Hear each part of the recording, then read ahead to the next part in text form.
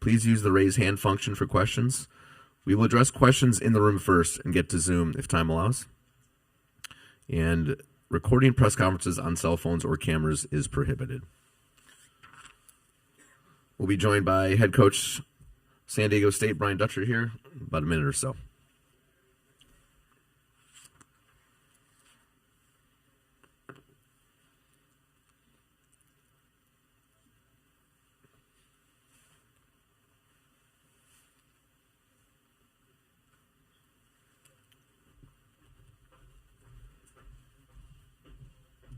Welcome, Coach. Thank you. So whenever you're settled, if you want to give any opening thoughts, remarks, the floor is yours. Thank you. Well, everyone's going to ask us about getting back at 4 in the morning and traveling 5 hours to get here, and I would just say this, it's a blessing. We're grateful for everything that's come our way. We've worked hard to earn it, and we're thankful to be here and excited for an opportunity to play a really good UConn team. Thanks, Coach. Take some questions here right up front. Bryce Miller, San Diego Union Tribune. Dutch, last year you guys were in this exact same spot in this round. You played the number 1 overall seed in Alabama. What potentially did you learn, from the mindset and preparation you needed? I know it's different opponents, but just being in that spot and what takeaway from that Alabama game might you be able to utilize here? Well, first of all, I wish we were playing in Louisville. That'd be a little further for UConn. But no, we're playing here and we're excited for it. It's two different opponents. I mean, Alabama was a lot younger. UConn's way more experienced, having won a national championship, had these kind of moments already. So in that regards, it's different. The talent level's really close to the same. Both programs put guys in the NBA off their teams. And so it's a different kind of a feel. But, again, we're grateful to have a chance to try to play against a really good top seed for this tournament. Take right here in front left, Coach.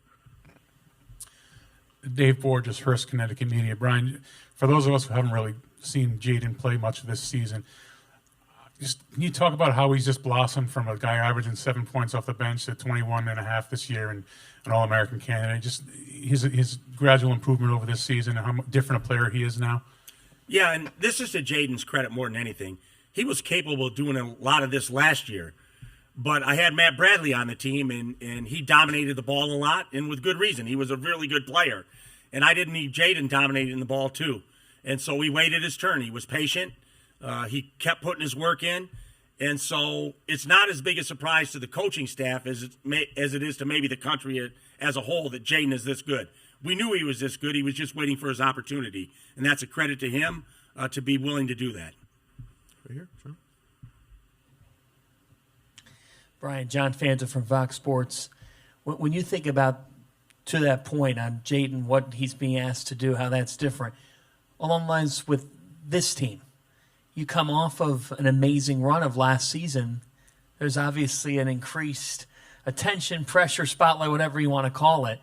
What's it say about this group that in the challenge of their league, that through the ups and downs of a season, that you are in back-to-back Sweet 16s?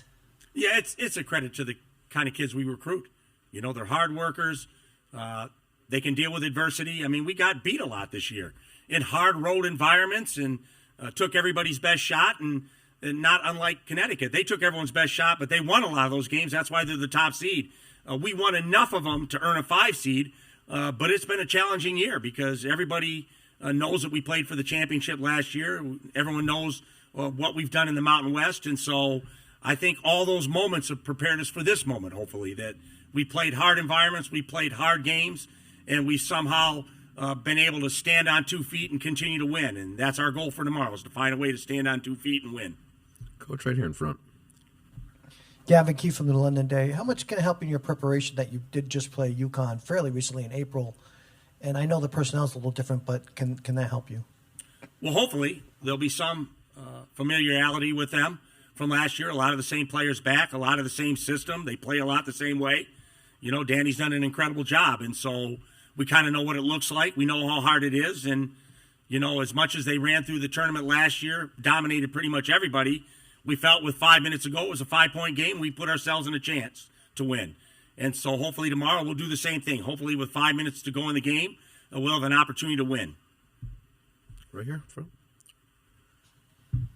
How important is a guy potentially like Darion for you? I mean, he was huge last year when you played Alabama. He hit the big free throw against Creighton. It seems like when he plays a complete game, shoots it well from three, you guys are, more difficult to guard, and potentially that, works to your advantage when he plays like that.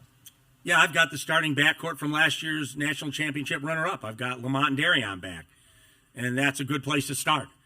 Two guys that have been in big games, that have had important moments in the NCAA tournament. Obviously, Darion, MVP of the South Regional, Lamont Butler's shot against Florida Atlantics. They've been in these moments. And so they're not going to be afraid of the spotlight. They're not going to be afraid of their moment. And hopefully they have that kind of one shining moment that will allow us to get a victory tomorrow. Right here in the middle, Coach. Matt Rybaltowski with Forbes Sports Money. Brian, congrats on returning to the Sweet 16 again. In terms of NIL, you were at Michigan when there was a famous anecdote about Chris Webber and how he couldn't afford his jersey at the campus bookstore there. So it's going back 30 years or so, but how much empathy did you feel for him then? And how much does that story buttress the argument that teams like San Diego State should play in the Vegas NIL tournament next year? Yeah, I mean, obviously, I think one of the reasons I'm sitting here is I've adapted to every rule change there's been for a lot of years in college basketball, because I don't make any of them. But I've found a way to adapt. We've found a way to adapt. And, obviously back at Michigan, the Fab Five generated a lot of income, and they couldn't benefit it on any of it. Selling of their jerseys, their likeness, and, so they were truly the first team that probably had the ability to make money on what they did for college basketball. Unfortunately, they couldn't do that. And so now to see where it's at now, it's a good thing. But to a degree, it's not NIL. It's what the NCAA always kind of stood against, boosters playing players. So we can walk around NIL, but the game's changed. And so you have to adapt to it. You got to try your best to give your guys opportunity to make money playing basketball, but try to do it the right way, where you're not spoiling them, where there's still a hunger to try to achieve something other than that. And the greatest goal we have in college is to graduate our players. And so there's nothing wrong with making money playing basketball from an NIL standpoint, but the transfer every year, they're not going to graduate in 4 years. You go to 4 colleges in 4 years, you're not going to graduate. Not all your credits are going to transfer. So our mission has to be to graduate student athletes. They're not all going to make a living playing pro basketball. And maybe as a young person you can't appreciate that as much, but our goal has to be to graduate players. And if they can make money and we can help them do that without just getting caught up in your next stop in college basketball, I think that would be a good thing for all of us. You're laser focused on UConn now, but how much interest do you have in playing in that tournament next fall? I think we have to. I think we have to. To stay relevant, we have to raise NIL money in order to stay competitive. And like I said, there are rules that we all deal with. Some college coaches like and don't like, but it's the rules we're dealing with. And so for us to have an opportunity to generate NIL money for our players is a good thing for us. Right here in back, Coach. Hey, Coach. Kyle Hightower from the Associated Press. Along those lines, we talked about some of the changes and stuff in college basketball over time, and some of your fellow coaches have gotten out of the business, in recent years for various reasons. But for you, a guy who's been an assistant for a long time, been a part of a national championship team already, what keeps you coming back and want to be a part of this world and be a part of college basketball, as much as you already accomplished in your career as a coach? At this point in my life, at 64 years old, I'm just trying to help young people. And, I'm not out chasing jobs. I'm not out there trying to self-promote. I'm just trying to help everybody around me, my assistant coaches, the players that I coach, trying to make a difference at our university, trying to do the right things and make a difference in people's lives. And that's all I'm really trying to do. We're back here, back left, Coach. Hi, Tara Sullivan from the Boston Globe. I know you don't get to make the rules, but if you could tinker with the transfer portal situation. What do you think is a better case scenario or a best case, or is there one? I don't think it's good for any of us to have free agency every single year, because then we're going to lose sight of graduating players. And their credit, like I said, their credits aren't going to transfer. Not all of them. You could go from one school to another. I don't care if you're going Ivy League to a non-Ivy League school. Not all your credits are going to transfer. And so we used to have the sit-out year, and you could catch up academically and graduate from that school. And the one-time transfer I'm good with, but once we got rid of, you had to sit if you transferred twice, I think that's not a good thing, because the mission has to be to graduate from college. And they're all sitting in that locker room think they're going to play a long time professionally once they're done in college, whether it's overseas or in the NBA. But the reality is they're going to live most of their lives without a basketball in their hands. And so we have a mission to make sure they're prepared for that part of their lives, which young people don't see sometimes. They know it's going to happen, but they don't really know. And so to have all this free agency in basketball, we lose sight of the most important mission we have, which is to graduate student athletes. We've got about 5 minutes left with Coach. Take one right here. Thank you, Coach. Jacob Feldman from Sportico. I wanted to stay on the transfer portal, and I'm curious for you operationally as a staff. This is now the second year where you guys are advancing the tournament and dealing with potential opportunities in the transfer portal. How have you evolved as a staff to handle that situation? I'm talking to players in the portal right now, and I haven't done a Zoom yet, but we're trying to set one up. And that's the unfortunate thing with the timing of it. Teams that are still playing, are you have to multitask. I'm 100% focused on this year, but I'm doing San Diego State a disservice, and I don't have an eye on the future too. So I have to multitask. I have to be able to do a lot of things, and that's part of the job. So and everybody's dancing into the portal, jumping in there. There's still 16 teams playing. That guys from those teams are going to be in the portal too. So the process is just starting. It's going to run all summer, and there are going to be guys jumping in the portal as soon as this round ends from 8 schools that don't win. And then 4 more will jump in, and the portal just is something we're dealing with. And like I said, if it was only a one-time transfer, we'd cut those numbers in half, and it'd be more manageable. But this is true free agency that not even pro teams would ever, in the wildest dreams, deal with. Free agents every year, and we're dealing with it in college. Thanks, Coach. Take one more in the room here.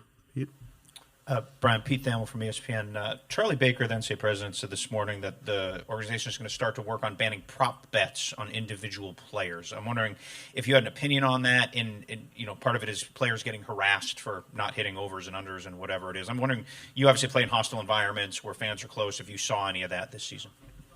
No, I mean, what these kids deal with social media in every regards, just their own mental well-being, from people complaining about how they pay, how they're playing, missing shots, and they just get beat up constantly. And we all see what social media does to the youth of this country. So just because they're kids with big bodies doesn't mean they're not affected by social media, by pressures outside of the small world they live in. And so, yeah, we're all dealing with problems that occur with social media, and whether that's prop bets that they're people are texting them and posting stuff. Yeah, it's unfortunate. Thanks, Coach. We'll take one more in the room. We're going to try and take one from Zoom real quick. To pigeonhole off that question, how concerned should coaches like you be at the Temple report that came out related to suspicious betting trends? And should there be preventative measures in terms of seminars to educate players on some of the perilous characters that are out there from point shaving syndicates and places like that? Yeah, well, this is the one thing that's not a new problem. Betting on sports has happened for a long, long time. And so I think we've done a good job staying ahead of it. We mentor our kids. We have gambling talks about the dangers of it, about people reaching out for information from them. So this is the one thing I think we're probably all ahead of the curve on. And obviously, we're seeing that they're able to track these things through cell phone records, and I think we're ahead of the curve as far as monitoring betting in athletics. Thanks, Coach. We're going to try and take one here from Zoom. Brandon, if you want to click the prompt to speak. Go ahead when ready. Hello, Coach. Good to see you. Boston looks good on you. Two questions for you. First, I'm wondering if you could provide some clarity on Coach Chris, if he's left for Long Beach, what his status is with the team. And the second question is, after what you've been through in 2011, 2023, have you been relishing this opportunity now to get this shot at UConn and to climb that mountain? Where's that been in your mind? First of all, with Coach Acker, obviously we're excited that he's a candidate for Long Beach State, amongst other jobs, and I take great pride in that you don't have to go from a Power 5 school to get a head job, that you can get one from San Diego State. And like I said, we may not be in a Power 5 conference, as to speak, but I feel like we're a Power 5 school. And so I like the opportunity that our coaches are getting, and hopefully we'll continue to get become head coaches from San Diego State. I take great pride in that. As far as UConn, it's like a repeat. I mean, we got to do what they did to us. We had them in Anaheim with Kemba Walker and a chance to beat them close to our home.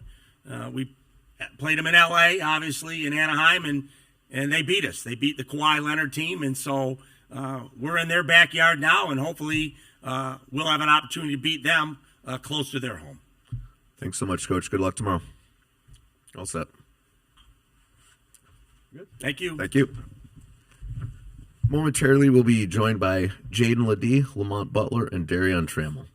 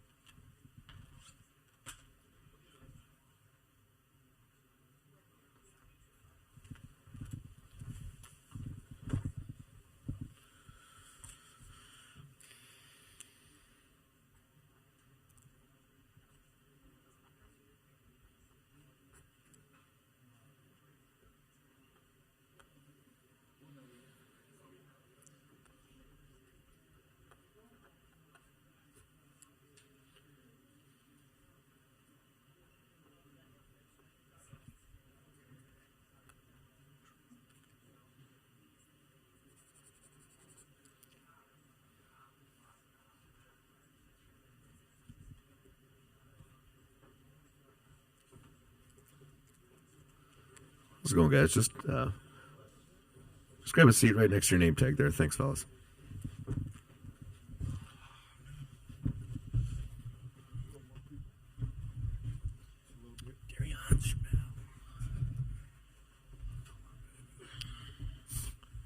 Thanks, gentlemen. Let's open up the floor to some questions. Anyone here? Right here in the middle.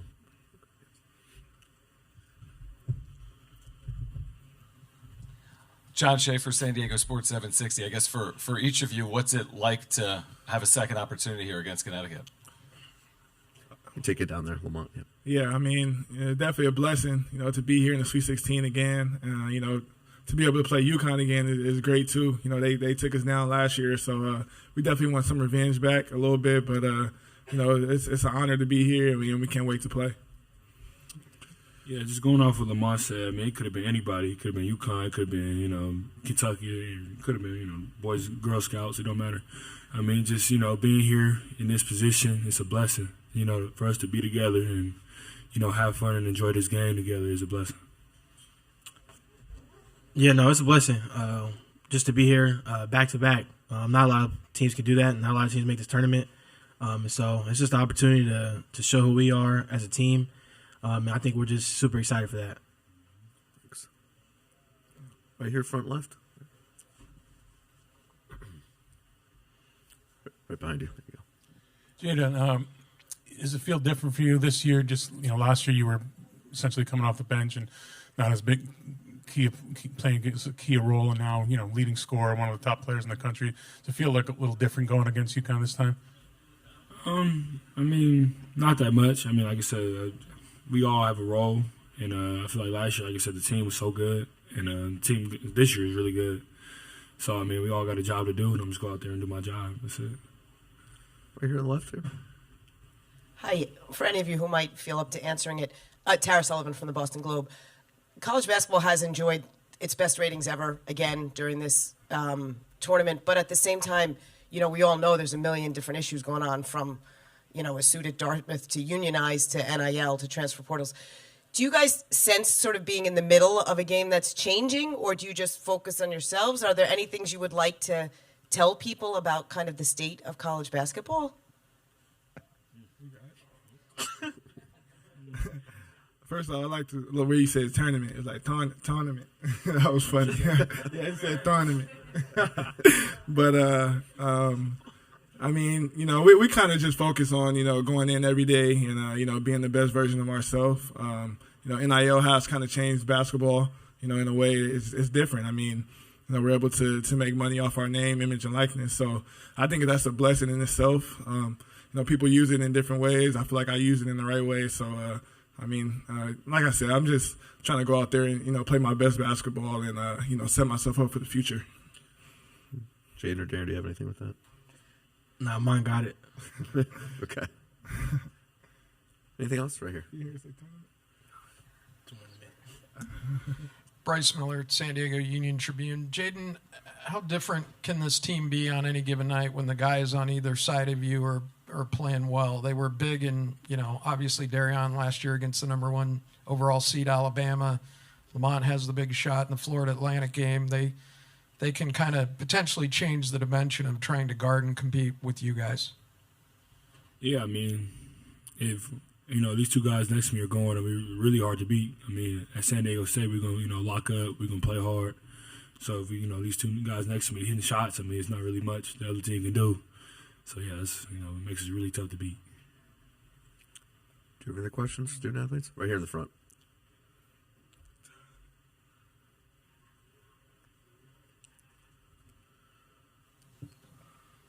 Dom O'Mori from the Hartford Courant.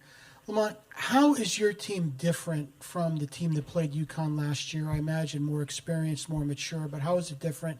And to the degree that you've seen UConn, how do you think they're different from what you saw last year?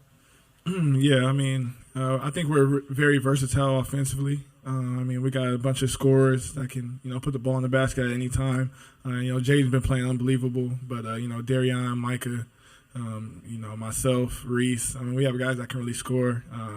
Jay Powell, Elijah, they've been playing well. So I think defensively we're kind of still, dominant there. I mean, of course, we lost Nate and, AG, Kishad, and guys like that who, really put their best effort forth. But I think in our own way we have our own defensive identity. And then, UConn, they're still really good. I mean, they lost some NBA guys, but, they only lost 3 games this year, and, they're playing very well at a high level. So, we can't wait. It's going to be a great game, and hopefully we come out on top. Anything else out there? Right here in the middle. Hey guys, Marley Weirda with 7 News in Boston. Coach had talked about, the traveling, and you guys are getting in at 4 a.m, and obviously it's a grind to travel cross country for a game, but you guys are playing in one of the most iconic sports venues in the country, one of the most iconic sports cities, arguably in the world. Do you feel that kind of buzz, or did you feel any of that when you arrived here? And anybody that wants to take this question. No, I mean, like you said, it's a blessing to be here. So, I mean, flying across country, it doesn't matter. Like Coach said earlier, we flew like 5 hours. We flew 10 hours to come play. So, like, it's just great to be here. And, I think most guys have never been to the East Coast. So, just seeing the culture and how it's different than, the West is real cool. So, I mean, we're just really happy to be here. Lamont or Darren, anything? You're all set with that? Okay. Any other questions? We're all set. All right, guys, you can head back. Good luck tomorrow. Thanks so much. Thank you, guys. Just quickly, Hammond Communications will be posting a recording of this press conference in the NCAA Media Hub at ncaa.veritone.com. And transcripts will be provided by ASAP and will be posted shortly. Thanks so much for joining us. See you in a little bit.